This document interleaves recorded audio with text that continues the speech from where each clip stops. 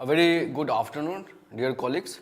Welcome to the Professional Development Program on National Education Policy 2020.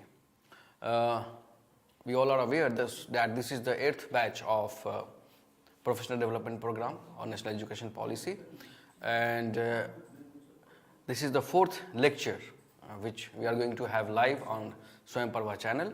So far we have discussed various themes related to national education policy through 3 previous live teleconferencing session on the Swayam Parva channel.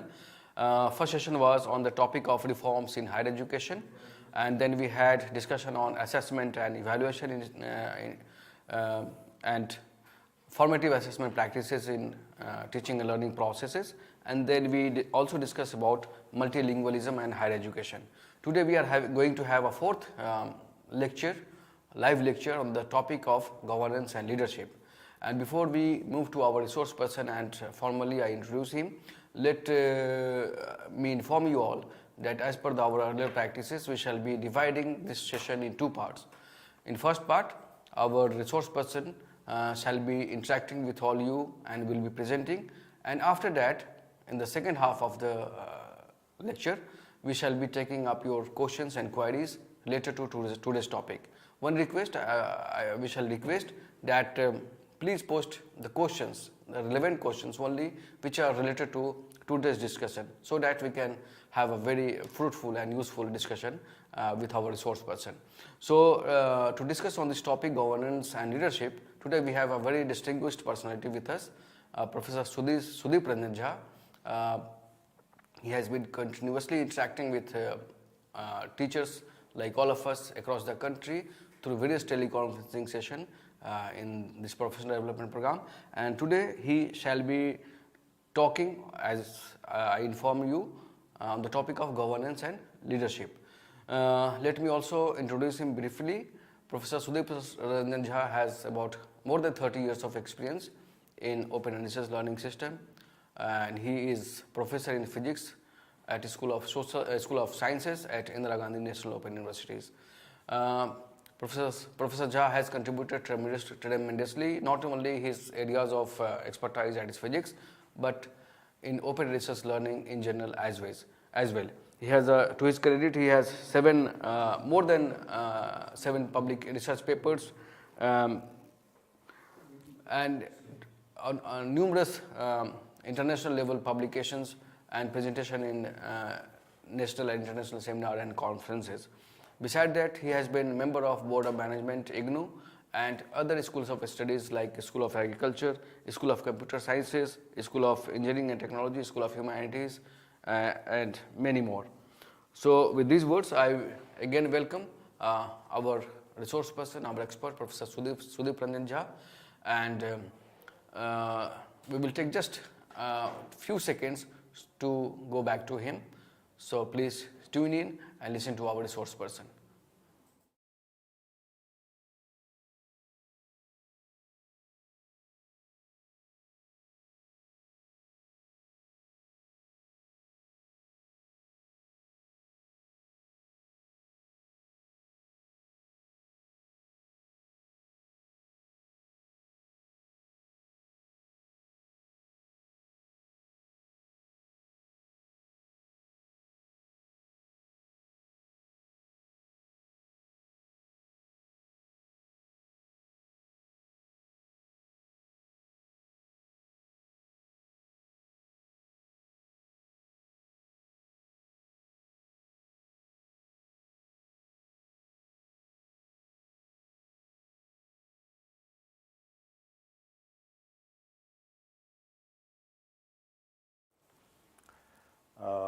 Thank you, Dr. Asgar, for your nice words, and good afternoon to all our listeners and viewers who are taking part in this 6 days NEP related professional development program.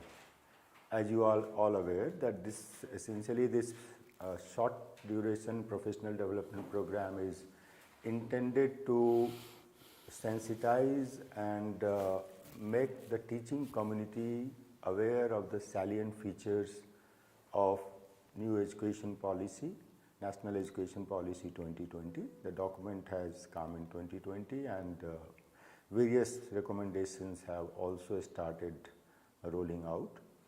And today's topic, which has been assigned to me, is related to the salient features which this document has to say, or rather recommend, regarding governance and leadership roles in higher education institutions. Now, to begin with, let me say that this area as such is not my domain. Governance and leadership is a very elaborate and very important aspect of management education, so to say, and even to the field of education when it comes to higher education institution. So my interaction with you today will be limited to the governance and leadership issues about which NEP has made certain very important recommendations. And this idea, rather this component of higher education system in our country is very important in the sense that as you will see as we progress in this presentation, that NEP has touched upon a variety of aspects, almost all the aspects of higher education institutions, be it about the institutional reforms, be it about the structure of undergraduate and postgraduate programs, or be it about the curriculum of these undergraduate and postgraduate programs. So the whole idea is that if the nation has to go and adopt these major shift on all these three dimensions of higher education, then the importance of governance and leadership takes the central view. I mean, it comes in the focus, because unless you have an effective governance and a very competent leadership at different HEIs, I think it will be much more difficult to implement all the recommendations of NEP 2020 in its spirit. See, there are two ways of doing things. One is that you just implement something mechanically without going into the essence of and without going into the details of the purpose why these changes have been recommended and why one should adopt these changes in their own institution. And secondly, why this topic has been identified for this PDP program is that in my opinion, and you will mostly agree with this, that any change in higher education institution will happen effectively if and only if the teaching community of that HEI is convinced about the purpose and the intent of those changes, and then only they will be participating in that process wholeheartedly and with the utmost commitment to the cause. So with that background, let me tell you that what NEP recommendations are, right? First of all, it has said that I have not listed all, and all these points are there in the NEP document. I think my previous presenters must have highlighted that it is important for all of you to go through this document. This is a very brief and very intense document, so to say. It's hardly 63 pages. So you must find occasion to go through this policy document, which is available at UGC website. So in that document, you will find that the NEP 2020 Framing Committee has identified certain limitations they have observed in the higher education scenario in our country. First and foremost, they say that the governance and leadership is suboptimal. Suboptimal means that the expectations from governance and leadership is much more, and what is available and what is being practiced in the name of governance and leadership, that leaves much to be desired. Second important limitation they have highlighted is that the faculty and institutions, they don't have much of autonomy to try out new things, to revisit their curriculum, to deviate from the standard curriculum of that level of program and introduced new things based on their own experience as well as the need of the student community or the region where that HEI is located.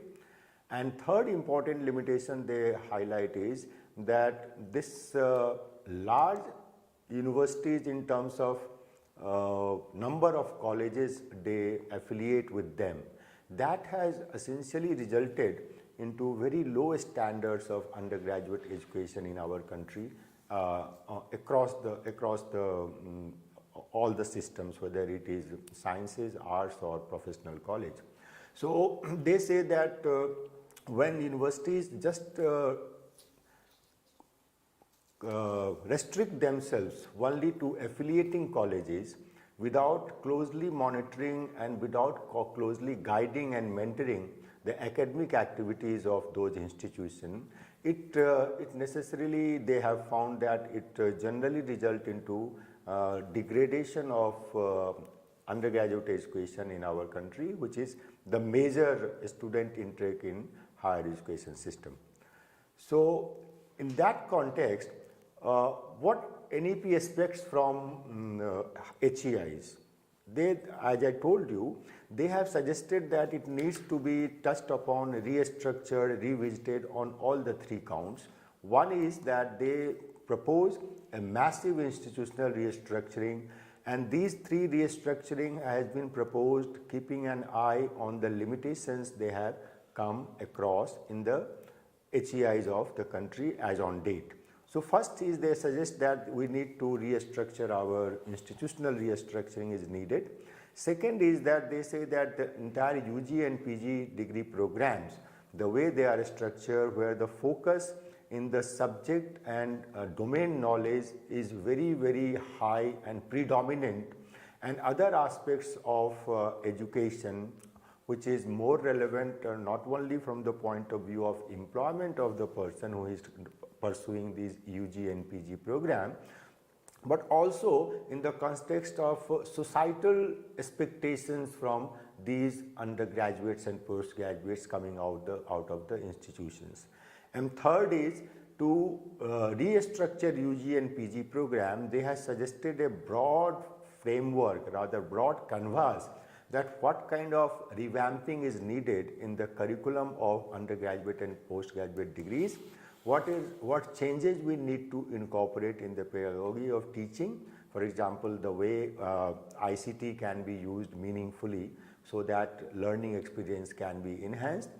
Third is they say that we need to revisit our assessment strategies, because assessment is more focused towards rote learning kind of a thing, and people pass out successfully in a program, but when it comes to applying those knowledge they have studied at UG or PG level, the performance is not as good. And third is that student support, I mean apart from the classroom interaction with teacher, a student do need a lot of support from teachers, and that has to be taken care of, and it has been highlighted specifically in the policy documents so that HEIs also take cognizance of other support requirement students do require apart from the classroom interaction with the teacher. So in terms of institutional restructuring, as I told you that they have found that this large affiliating universities are damaging the quality of undergraduate program.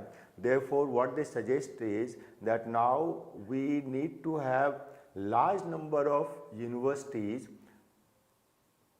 full-fledged universities which are multidisciplinary rather than affiliating universities. And what will happen to the large number of colleges which are affiliated to universities? They say that we give them an opportunity to become an autonomous degree granting colleges. Essentially, the whole purpose of colleges getting affiliated to university is that only universities can award degrees.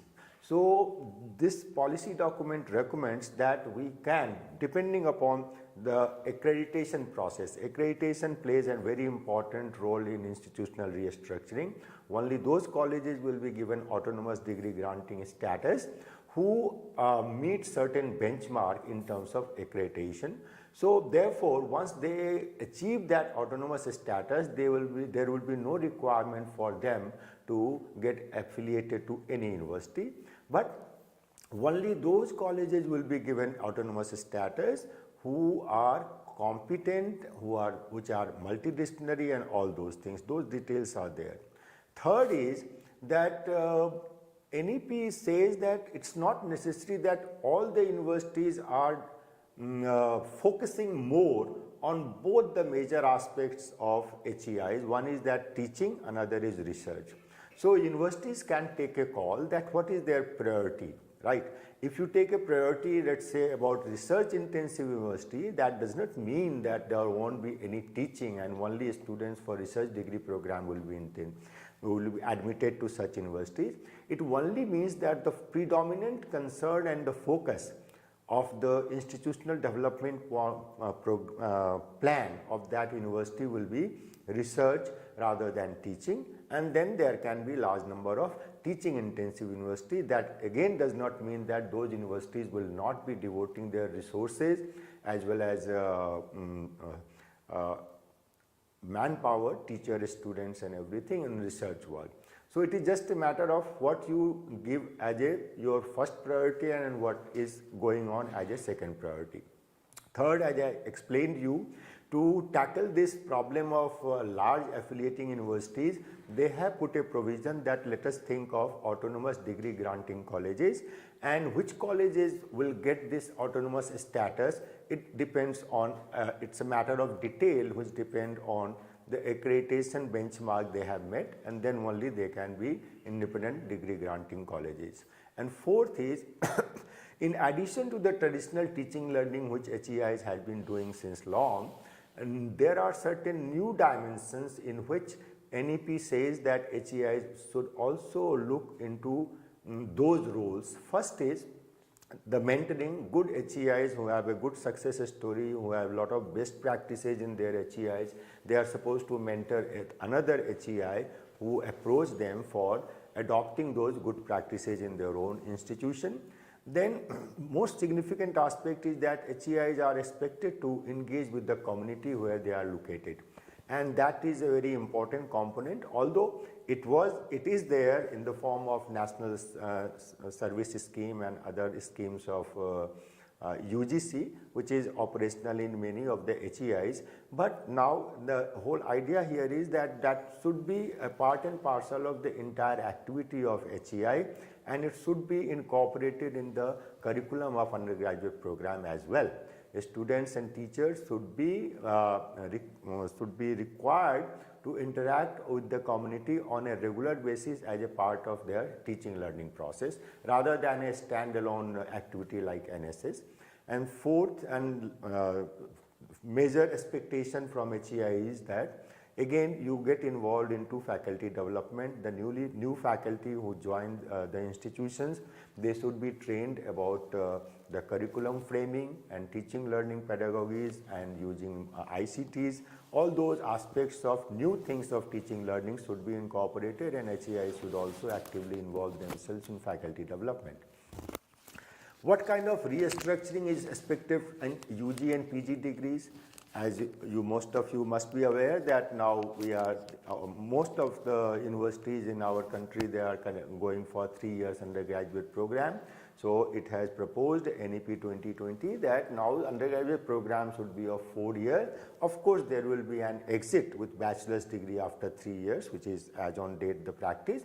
But if someone pursues 4th year, and again, not all students will be going to the 4th year of their undergraduate program, only those who meet certain benchmark in terms of grade points or percentage of marks, they should be allowed to pursue 4-year undergraduate program, where the major focus of the activities of 4th year will be either deeper knowledge in a subject area chosen by the students or some exposure to how to go for research.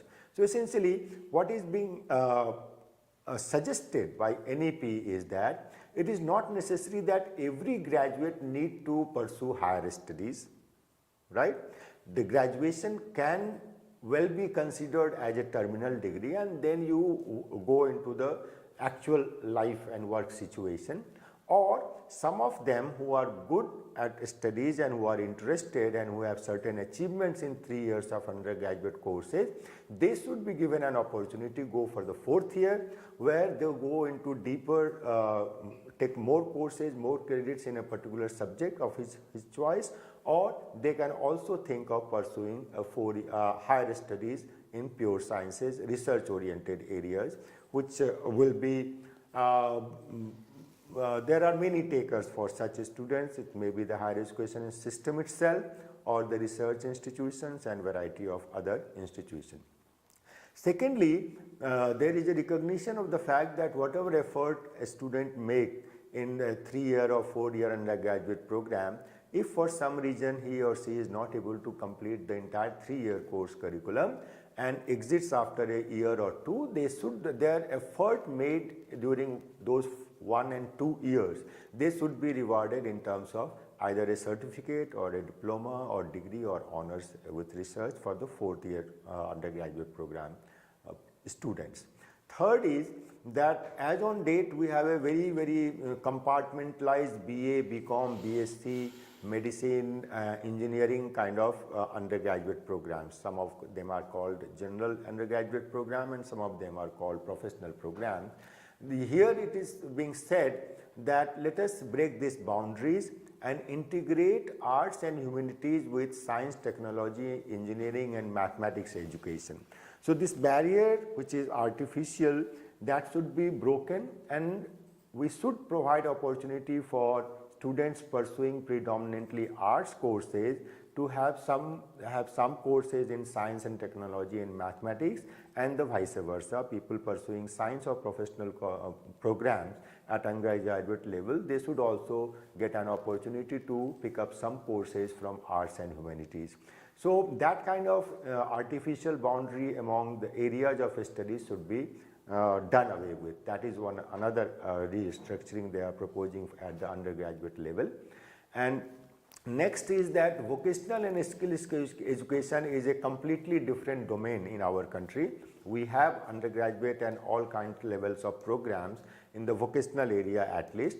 So again, the recommendation is that let these two areas of education be made a part and parcel, or rather mainstream these areas of education, these courses into our larger undergraduate program structures. That is what is meant by mainstreaming vocational and skill education. And as we go for a 3 or a 4 years undergraduate program, naturally therefore we have to think of 2 or 1 year PG degree program. Details of all this will be explained by my colleague who will be taking one of the sessions of multidisciplinary higher education as recommended by NEP 2020. What kind of curricular restructuring of UG is required? As a teacher, this slide and the content of this slide be of your utmost concern, because as a teacher you will be expected to ponder over these expectations and come out with the viable and meaningful solutions. The first kind of restructuring is nothing new. We have been teaching at undergraduate level in discipline specific courses, but rest all are new areas. As I told you that vocational and skill courses has to be mainstream, therefore we have to find space in the credit structure of undergraduate program where we can give some vocational and skill courses to our students. Third is this is life skill courses, environmental studies, value-based courses and global citizenship education. These are completely new areas, and for all of us, although it's just a matter of thinking for some time and find out what are the relevant things which can be put as a course and offered to our undergraduates, but these are the areas which has been highlighted in this policy document, and it is upon we teachers to come out with innovative solutions in terms of courses to be a part of our undergraduate program at the national level. Next is what they are suggesting is that only classroom and campus teaching learning experiences are not sufficient. And therefore, undergraduates at some point of time, either in the second year or third year, they should be sent out to the larger society and place of work, where they can take up, depending upon the subject they have opted, any of these kind of things. You will see that whether it is field projects, internship or apprenticeship, all these things essentially require students to go out of the campus of HEI and interact with the larger world outside.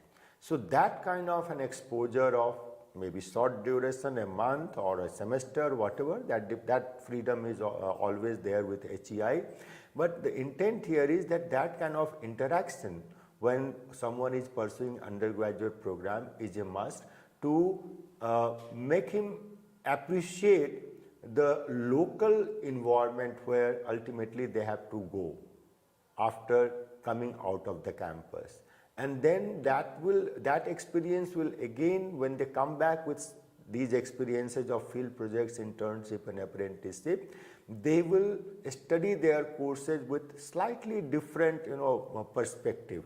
When they see what is happening there, what are the problems, and whether my studies, whatever I am studying right now, is anyway going to solve some of the problems of the society. So that kind of an exposure with the society at large to appreciate what are the contemporary issues which is bothering the population, where education can pitch in and give viable and meaningful solutions. So that is another aspect. It has to be incorporated in our undergraduate curriculum. And fifth is, of course, as I told you, if someone is pursuing 4-year undergraduate program, if the student has done very well academically up to third year, he or she should be given an opportunity to go for some deeper study about a course, or even go for some exposure about the research in their respective area, what they have done good at in the 3 years. So that is for 4-year undergraduate program, the research project. So all these components, apart from first, which is the part and parcel of the ongoing undergraduate program, all other are new areas, and this is, so to say, this is a challenge to the teaching community of our country, that first of all get convinced that these are really important aspects of education which any undergraduate must have, and then see how we can incorporate in our undergraduate curriculum. So this is the curriculum restructuring at UG level, which is expected in the NEP-2020. So as I briefed you, there are high level of expectation from HEIs in the NEP-2020 document, and how it will happen, right? So NEP suggests that this will happen provided we provide sufficient faculty and institutional autonomy to experiment. For example, all the area I listed in the previous slide, you have to think depending upon your local environment and your domain expertise, the kind of faculty you have, the kind of student profile you have, that kind of autonomy you have to give to HEIs so that they can think locally and incorporate these aspects in their undergraduate program. That is one way what policy document itself recommends. Another is that governance of HEIs through highly qualified independent boards. As on date, what is happening is that HEIs are either governed by UGC by way of certain guidelines or gazette notifications, which are essentially, kind of rules to be followed, and head of the institution, whether it is principal of college or a vice chancellor of university, they are supposed to implement it. So the policy makers, they are sitting at a distance and they are not aware of the ground reality. What they are saying, the NEP document says that let's have a board of governors associated with every HEI, whether it is a university or an autonomous degree granting college. And that board of government will be closely associated with the institutional development plan of the institution, what is the vision and mission of particular HEIs. We have variety of HEIs, and this style of governance through a board of governors is a tested kind of governance mechanism which is being practiced by most of the IITs and IIMs in our country as far as I know. So they find that that is a more successful way of governance, where the community of teachers and students and the leadership of the institution, whether it is vice chancellor, principal or director, they will be in a more frequent interaction with the people who are there in the board of governance, so that that interaction would lead to a more meaningful plan of action, and that is a better governance model as per the NEP 2020 model, rather than some regulator sitting at a distance or some government sitting in some capital and saying that do this or do that. That is not giving a good result, so to say, as per the NEP 2020. And third is that merit-based appointment at the leadership position. So what they feel that the leadership positions in all HEIs, they should be such that which is inspiring, which generates faith, which the person must have a credibility. So if the person appointed to head an HEI has all these traits, then it's much more easier for him to implement all the new ideas which NEP 2020 has proposed. What will be the features of this kind of governance which NEP has suggested? There will be a board of governor at the top of the pyramid of governance in any HEIs. Then governance of HEIs will be through this board of government will be populated by highly qualified and independent people. Not necessarily all will be from academia. People from different walks of life can also come in. The only requirement here is that person should be very highly qualified and open and independent minded person to be on the board of governor of any governance or board of governors of any HEI. And third is that teaching community has again been trusted a lot in NEP 2020. They say that ultimately we have to give complete freedom, and these HEIs has to be self-governing. There should not be much of interference by way of any agencies. Let them govern, just you give a broad framework as the policy document has given, and then let them operate and let them govern themselves. And even the board of governors should also confine to the macro management rather than going into the micro management of day-to-day activities of HEIs. And again, it has emphasized that outstanding merit-based appointments at leadership position is a very, very important component for making all these things happen as has been proposed in HEI, NEP 2020. Now, this leadership, as I told you, it's a huge area of study in management education, so I am not an expert in this. But what interested me, I found interesting is that these three styles of leaders, and then I was just thinking that what kind of style of leadership will be more successful in HEIs, particularly given the huge restructuring as envisaged in NEP 2020 at all levels, be it institutional, restructuring the programs and the curricular restructuring. Democratic leadership, autocratic leadership, all these two terms are very obvious by their very name. Mostly in HEIs, the democratic leadership is the way of life. Generally, we operate in such a situation where there is an interaction among teachers, between the vice chancellor and the teacher, or the principal and the teacher, between the students and the teachers. So that kind of participative decision making, what is called a democratic style of leadership, and that is the norm in most of the HEIs. Autocratic leadership is generally not seen, but you never know that there are certain leaders, certain head of the institutions who are autocratic, who don't believe in much of interaction. They believe that what is to be done has to be done, and that's the major trait of autocratic. But in my opinion, the kind of changes NEP 2020 envisages for HEIs, the only successful leadership model will be transformational. Now, what I understand by this transformational style of leadership is that you first of all, you have to win the confidence of the teaching community primarily in an HEI to make anything happen meaningfully. Now, all my words are important. Things will happen in any way. If you are in a leadership position, if you say that this has to happen, this may happen.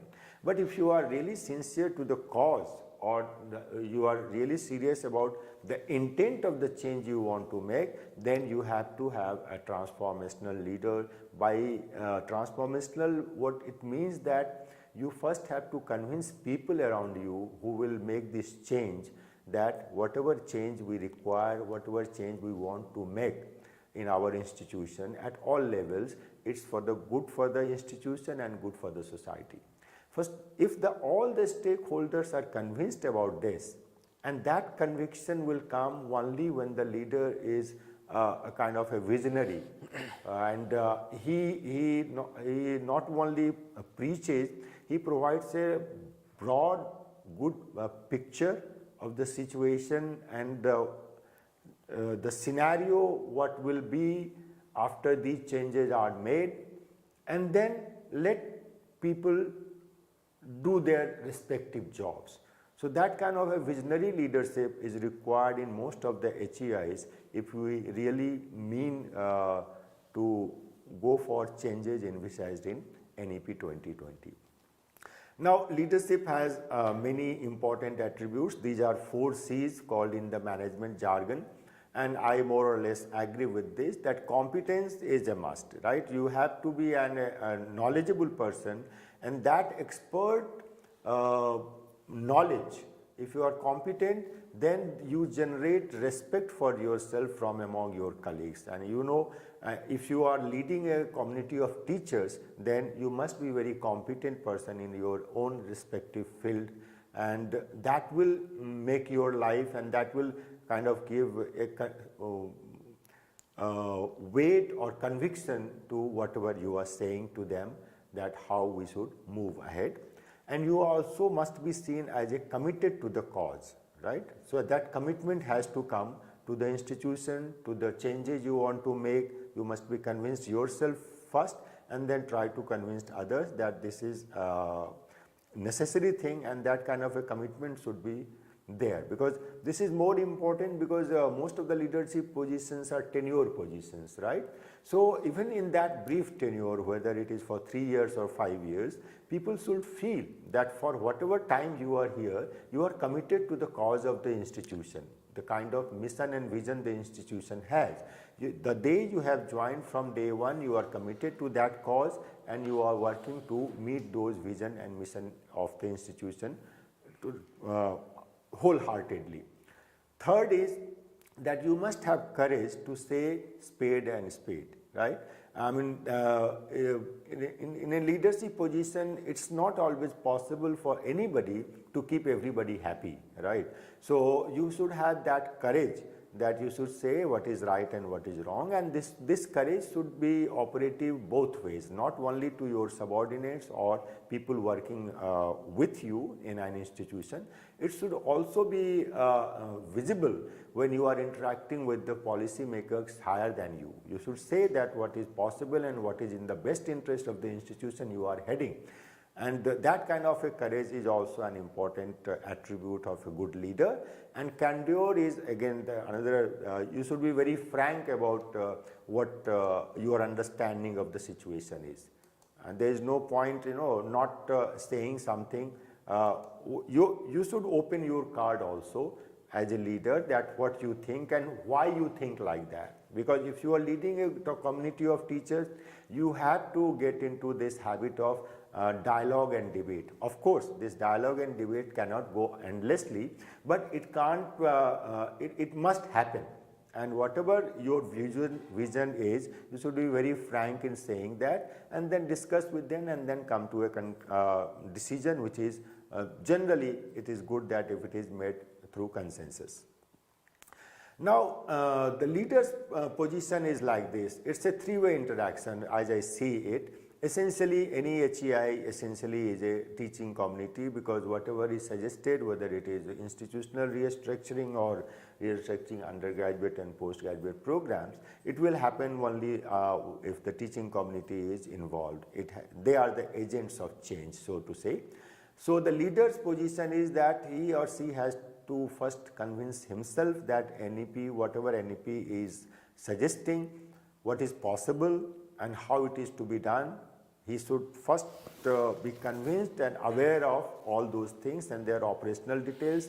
Then they have to get input, interact with the teaching community, and at the same time, you, as you have joined this professional development program, today or tomorrow, the leader of your institution, be a principal or the vice chancellor, will come to you that this is a proposal of NEP and let us do it. So, if you want to do it meaningfully, then you must also interact with what are the provisions in NEP 2020. So it is a three-way interaction, and leader is only one of the important aspects. All the two, leader as well as the teaching community and the non-teaching staff also, particularly people who are heading the operational divisions or examination division, they also have to be abreast with what are the recommendations of NEP 2020, so that it can be implemented by the entire community of the HEIs, rather than it is left to the leader to implement it, and that implementation will not be very meaningful. Now, a leader is also in a very precarious position, whether it is principal or vice chancellor. Below him, there is three major stakeholders in HEIs. One is the group of teachers, the most important agent of change in HEIs. And another is a major stakeholders are non-teaching staff, the people who will implement those things, particularly people involved in admissions and student support and evaluation, examination departments. They also have to be taken on board. And third most important stakeholder is students, because ultimately the impact of all these restructuring will be felt by a student community. So they have to be sensitized before any major changes in the structure of the program or the curriculum is made. So that leader's role is to keep interacting with all these three major stakeholders in HEIs, and that is not the end of the story for a leader. He or she has to also keep interacting with the board of government, which is as on date mostly the ministries in different governments, whether central government or state government. So they have to be in touch with that, and government has also, and rightly so, because the most of the public funded university are run on the taxpayers' money. So government also has certain expectations from higher education institution. So leadership has to listen to them also, and that will happen even if it is replaced by the board of government in the new governance style as suggested in NEP 2020. So leader's position is not very, in a sense, rosy position, particularly in those times when major changes in the system are expected to happen in a time-bound manner. As you must be aware that large number of NEP's proposals are being tried out in different institutions. UGC is constantly working on every aspect, whether it is 3 or 4 years undergraduate programs, whether it is how to implement field projects, internship and apprenticeship, how to incorporate vocational and skill education. All kinds of activities are going in parallel, and institutions are expected to take leaf from those guidelines and adapt it to their own HEI's undergraduate and postgraduate programs with depending upon the local scenario and local situation.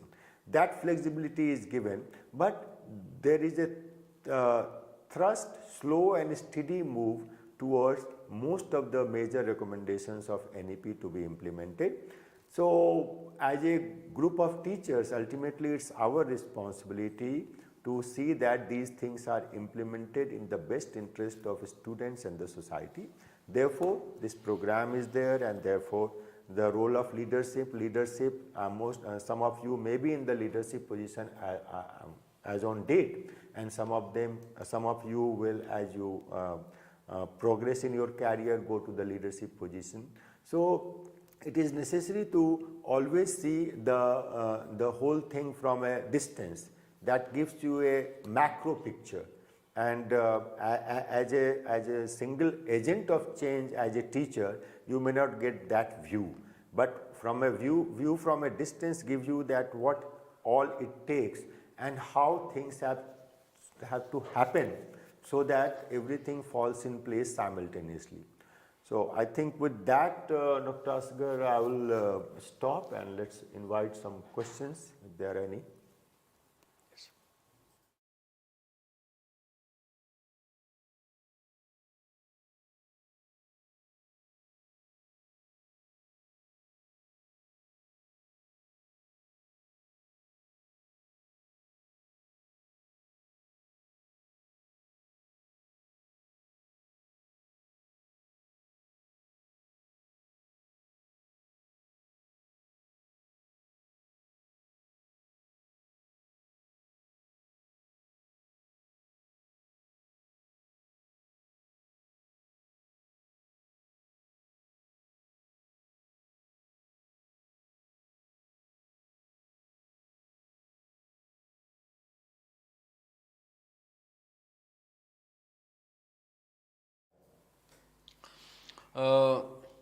Welcome back, dear colleagues.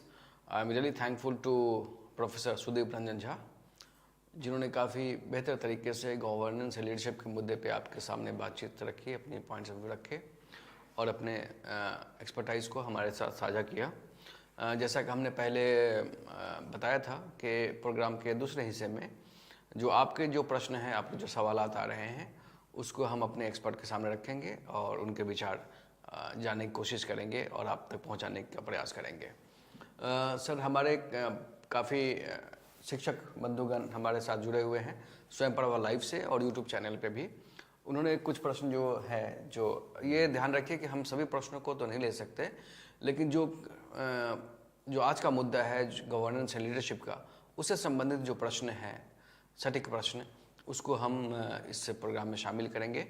एक sir, आपने अपने presentation के दौरान कहा था कि जो affiliating universities हैं उसके नंबर जो है बढ़ते जा रहे हैं दिन ब दिन।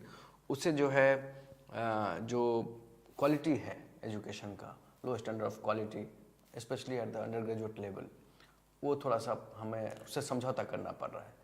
उस पर थोड़ा सा और प्रकाश डालें, कैसे और उसको कैसे हम एक्चुअली अपने देश में अभी की जो स्थिति है, एफिलिएटिंग यूनिवर्सिटी की संख्या बढ़ने की बात उतनी इम्पोर्टेंट नहीं है जितना ये समझना है कि करीब 1000 यूनिवर्सिटीज़ हैं आज की डेट में जी। तो प्राइवेट यूनिवर्सिटीज़ एफिलिएटिंग यूनिवर्सिटीज़ नहीं हैं, और प्राइवेट यूनिवर्सिटीज़ पिछले 10 सालों में अगर आप कहें तो काफ़ी बड़ी संख्या में बन रहे हैं। तो प्राइवेट यूनिवर्सिटीज़ तो एफिलिएटिंग यूनिवर्सिटीज़ हैं नहीं, most of them are campus based universities. और पब्लिक फंडेड यूनिवर्सिटी जो हैं उसमें मुझे लगता है कि बहुत कम ही हैं जो एफिलिएटिंग यूनिवर्सिटीज़ नहीं हैं, राइट। तो एफिलिएटिंग यूनिवर्सिटी का ज्योग्राफिकल स्प्रेड इतना अधिक है, अगर आप किसी भी स्टेट का देखें स्टैटिस्टिक्स, तो बड़े बड़े स्टेट में यूनिवर्सिटीज़ तो बहुत हैं, लेकिन यूनिवर्सिटीज़ जो हैं वो कंसंट्रेटेड हैं अर्बन सेंटर्स पे अधिक। तो हिंटरलैंड में, डिस्ट्रिक्ट टाउन्स में या सब डिविजनल हेडक्वार्टर्स में जो कॉलेजेस हैं वो एफिलिएटेड हैं अपने किसी न किसी यूनिवर्सिटी से जो जनरली कमिश्नरी या डिस्ट्रिक्ट टाउन में है। तो वो फिजिकल डिस्टेंस जो है दोनों में, उनका रिलेशन बहुत ही मैकेनिकल है, सो टू से। यूनिवर्सिटी से आप एफिलिएटेड हैं तो आपके बच्चों को वहाँ की उस यूनिवर्सिटी की डिग्री मिलेगी।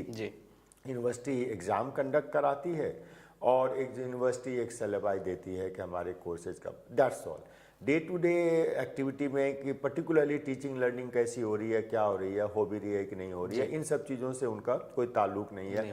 और कॉलेज को ये लगता है कि हमारे यहाँ क्या कुछ हो रहा है, क्या नहीं हो रहा है, इसका इम्प्लीकेशंस या इसका जो भी कॉन्सिक्वेंस होगा वो उस यूनिवर्सिटी के नाम जाएगा। हम अच्छा कर रहे हैं तो भी उसके नाम जाएगा, नहीं कर रहे हैं तो भी उसके नाम जाएगा। तो एक सेंस ऑफ ओनरशिप उस तरह से नहीं आती। और उसी तरह वहीं पर अगर आप किसी कॉलेज को ऑटोनोमस कॉलेज का स्टेटस देते हैं जिससे कि वो डिग्री भी दे सकता है, तब फिर एक ओनरशिप आती है। फिर एक ये होता है कि नहीं हम डिग्री दे रहे हैं। तो अगर हमारे स्टूडेंट्स अच्छे नहीं करते हैं, जब हमारे ग्रेजुएट्स बाहर जाके अच्छा नहीं करते हैं, तो हमारे कॉलेज की बदनामी होगी। और तो ये अंतर आ जाता है। तो एक सेंस ऑफ ओनरशिप को बढ़ाने के लिए ये कहा गया है कि अनमैनेजेबल, ठीक है, कॉन्स्टिट्यूएंट कॉलेजेस होना एक यूनिवर्सिटी के साथ 5, 7, 10 अगर कॉन्स्टिट्यूएंट कॉलेज हैं, that is still manageable. You can keep an eye on them, your teachers, faculty and other people can go and visit. वहाँ के लोग आपके यहाँ आ सकते हैं, पीजी डिपार्टमेंट में इंटरेक्ट कर सकते हैं। बट 70, 80, 100 कॉलेजेस अगर आपके साथ एफिलिएटेड हैं, तो it is humanly impossible to either mentor them meaningfully और keep an eye on them both ways. So इसीलिए ये इन्विसाइज किया गया है। और दूसरा महत्वपूर्ण चीज़ ये इसका है कि मल्टीडिसिप्लिनरिटी को आपको इनकॉर्पोरेट करना है। आपको अगर एक इंडिपेंडेंट HEI का स्टेटस चाहिए, वो स्टेटस यूनिवर्सिटी का भी हो सकता है, आप एक यूनिवर्सिटी हो सकते हैं, आप एक ऑटोनोमस डिग्री ग्रांटिंग कॉलेज हो सकते हैं। रादर ये भी प्रोविज़न है कि ऑटोनोमस डिग्री ग्रांटिंग कॉलेजेस अगर चाहें तो कालक्रम में अगर वो एक्रेडिटेशन के लेवल पे अपना परफॉर्मेंस को बढ़ाते हैं तो they can also become university themselves, right. So the university से जो हमारा एक अभी का जो नोशन है अपने देश में, यूनिवर्सिटी का नोशन ये है कि एक यूनिवर्सिटी है, उसके साथ तो 40-50 कॉलेजेस जुड़े हुए हैं। ज्योग्राफिकली उसको सेंटर मान के अगर आप रखें तो वो इनका मानना है कि उसके चलते अंडर ग्रेजुएट जो है उस तरह के एफिलिएटेड कॉलेज के जो स्टूडेंट्स हैं उनकी टीचिंग लर्निंग इम्पैक्टेड होती है। और एफिलिएटिंग यूनिवर्सिटी के लिए ये पॉसिबल भी नहीं है कितने लार्ज नंबर ऑफ कॉलेजेस को वो मॉनिटर कर सके या मेंटर कर सके। इसीलिए the choice is yours, right. Colleges को ये डिसाइड करना है, स्लोली उस डायरेक्शन में बढ़ना है कि हमें एक ऑटोनोमस कॉलेज बनना है। और ऑटोनोमस कॉलेज अगर बनना है तो उसमें क्लस्टर इंस्टीट्यूशन की भी बात की गई है। मान लीजिए कि कोई कॉलेज है जो आर्ट्स के अंडर ग्रेजुएट्स को केवल पढ़ाती है, या कॉमर्स को पढ़ाती है, केवल साइंस को पढ़ाती है, तो उस तरह के कॉलेजेस की परिकल्पना नहीं है ऑटोनोमस डिग्री ग्रांटिंग कॉलेज में। ऑटोनोमस डिग्री ग्रांटिंग कॉलेज की परिकल्पना भी समझिए तो मल्टीडिसिप्लिनरी यूनिवर्सिटी की परिकल्पना है। यूनिवर्सिटीज़ के बारे में तो ये मानी हुई बात है कि यूनिवर्सिटीज़ आर मल्टीडिसिप्लिनरी, क्योंकि वहाँ पर आपको सभी तरह के डिपार्टमेंट्स होते हैं, राइट। कॉलेजेस में ऐसा नहीं है। तो कॉलेजेस को तो पहले कॉलेज से ऑटोनोमस कॉलेज की तरफ बढ़ने के लिए उनको मल्टीडिसिप्लिनरी होना होगा। और जब तक वो नहीं हो पाता तो क्लस्टर ऑफ कॉलेजेस, मान लीजिए एक शहर में कॉमर्स कॉलेज है, आर्ट्स कॉलेज है और साइंस कॉलेज है, राइट। तो ये तीनों इंस्टीट्यूशन मिलके एक क्लस्टर बनेंगे जिससे कि बच्चों के लिए तीनों में से कहीं से भी कोई भी कोर्स लेना आसान हो, जिससे कि आपका अंडर ग्रेजुएट प्रोग्राम जल्दी से जल्दी मल्टीडिसिप्लिनरी हो पाए। जी, ये है। अच्छा, एक सर एक प्रश्न आ रहा है, हमारे एक साथी ने किया है कि how a good leader of any higher education institution can play a role in creating some sort of interface between industry, research institute and academia. सही बात है। देखिए, इसमें भी उनको टीचर्स को ऑन बोर्ड तो लेना ही चाहिए। एक्चुअली कोई भी एनी इफेक्टिव लीडर आप अगर देखें कहीं भी, तो एनी इफेक्टिव लीडर हर एक काम खुद तो करते नहीं है, राइट, और पॉसिबल भी नहीं है। तो उसमें लीडर का काम ये है कि आप अपने कम्युनिटी ऑफ स्टेक होल्डर्स जो भी हैं, कुछ काम टीचर्स ही कर सकते हैं, कुछ काम नॉन टीचिंग स्टाफ के लिए है, कुछ काम स्टूडेंट्स कर सकते हैं, राइट। जैसे अप्रेंटिसशिप, इंटर्नशिप की बात है तो leadership has to interact with the students. भाई ये सोच है इसकी और ये पर्पस है इसका, right. Are you on board? So if they are on board, then the next step is that the leadership has to interact with the institutions where these students will go for whether internship or apprenticeship. So that interaction has to happen, and most of the colleges you will see अच्छे colleges और universities में इस तरह का एक industry के साथ interaction का एक यूनिट होता है जिसमें कि मोस्टली टीचर्स होते हैं, कुछ एडमिनिस्ट्रेटर्स भी होते हैं, and those units work under the overall guidance of the leadership. Now industry और ऑर्गेनाइजेशंस का काम करने का स्टाइल और टीचिंग इंस्टीट्यूशन के काम करने के स्टाइल में अंतर है, राइट? तो वहाँ पर लीडरशिप का रोल होता है, because if you go to an industry particularly in the private sector, right, so their decision making is very fast, right, they're very quick, and the one man is completely authorized to take a decision. That unfortunately is not always true in HEIs which are run by government or public funded. So that kind of that is the weak point where the interaction between educational institutions and industry is not fructifying, because we are traveling on a parallel track but at different speeds, right? So that is the challenge for leadership, how to cut short on these delays, so-called procedural delays, and then the interaction will be fruitful, because it's a win-win situation for both, right? Industry should also consider that they are getting a workforce. Of course, they will need to train them, but on-job training is not, I mean, that's the norm as on date, because the things are changing so fast. तो आपको एक workforce मिल रहा है, तो industry है just to plan to make best use of the presence of students on their industry campus और organisational campus, and to be true to them, whatever effort and whatever input they give, they should also give them some stipend, right? So then it becomes a win-win situation for the three, at least for the two, the student population and the industry who are hiring them for internship, apprenticeship. That model has to be worked out, and it's for the leader to negotiate, not only on behalf of the students, but also should talk to the students on behalf of the industry. So that kind of interface role leadership has to play to make it meaningful. Sir हमारे पास 4-5 minute और हैं, तो ये आखिरी प्रश्न है, मैं आपके सामने रखूँगा कि ओवरऑल अगर आप इसको समराइज करना चाहें तो नेशनल एजुकेशन पॉलिसी की एक्सपेक्टेशंस क्या हैं हायर एजुकेशन इंस्टीट्यूशन से in terms of good governance and leadership? Actually आप अगर उसको डॉक्यूमेंट को ध्यान से पढ़ें तो मुझे पढ़ के काफ़ी खुशी हुई as a teacher that they have put a lot of faith on the teaching community, that includes the leadership. Normally HEIs are headed by academics, teachers. So I include that leader also in that teaching community, and they have put in a lot of hope and a lot of trust. And they have recognized that a good governance and leadership is a must for cultivating the consciousness culture of excellence and innovation. So, and then they say that it should be self-governing, right? So they have also said that the regulations should be light but tight, right? You have very few regulations, but those regulations are must. There are certain non-negotiable, okay? And then you give complete freedom to the HEIs to operate under those broad regulatory framework. So they have said that HEI is highly regulated in a way, that's a criticism of the regulatory mechanism. They want it, and then say that there are fragmented regulators. Education is regulated by someone else. Teacher education, I mean general education by someone else. So they also say that let's remove these boundaries. The boundaries has to be broken at multiple levels, not only at the level of undergraduate education, even at the level of regulators. Because at times regulators are also in contradiction with each other. So that also they have criticized. So ultimately they have put a lot of faith on teachers, right? So, and I also feel that teaching community is one community which is constantly in dialogue, right? Though you always are in a mode of dialogue. If you are in a classroom, you are talking to the students.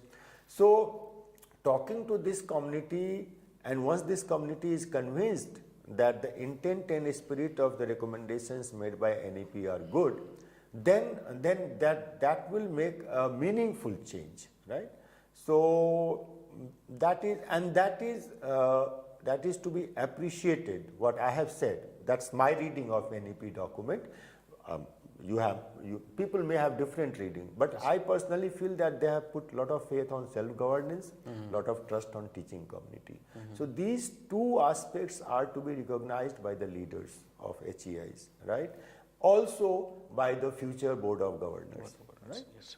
So then I think it will be a meaningful change. Yes. Thank you so much, professor Jha. मैं अपनी तरफ से और अपने तमाम जितने भी हमारे साथी इस प्रोग्राम को लाइव देख रहे हैं उन सभी की तरफ से आपका बहुत बहुत शुक्रिया कि आपने अपना कीमती समय हमारे साथ साझा किया. इससे पहले कि आज का लाइव सेशन हम समाप्त करने की घोषणा करें, एक सूचना आपके साथ साझा कर दें कि जैसा कि आप गुज़श्ता 3 दिनों में भी इस प्रोग्राम का लाइव प्रोग्राम के तुरंत बाद आपके लिए हम 2 रिकॉर्डेड वीडियो जो है प्रसारित करते हैं. आज भी उसी प्रकार 1 घंटे अभी 4:15 बजे से लेकर के 5:15 बजे के बीच में 2 रिकॉर्डेड वीडियोस आपके लिए प्रसारित किए जाएंगे. पहला रिकॉर्डेड वीडियो का टॉपिक होगा करिकुलम एंड पेडागोजी, और जो उसमें व्याख्यान है जिनका प्रोफेसर संतोष पांडा डायरेक्टर स्टाइट का व्याख्यान है, उसे आप देखें, सुने और अपने क्षमता संवर्धन में उसका प्रयोग करें. दूसरा जो वीडियो प्रसारित होगा उसका टॉपिक होगा holistic and multidisciplinary education and multiple entry and exit part 1. उसमें जिन एक्सपर्ट ने व्याख्यान दिया है वो हैं professor Avinash Pande, director IUAC new Delhi. So इस प्रोग्राम के तुरंत बाद उन दोनों रिकॉर्डेड वीडियोस को भी देखें और उससे ज़्यादा से ज़्यादा लाभ उठाएं. आज के लिए इतना ही. आप सबों का बहुत बहुत धन्यवाद.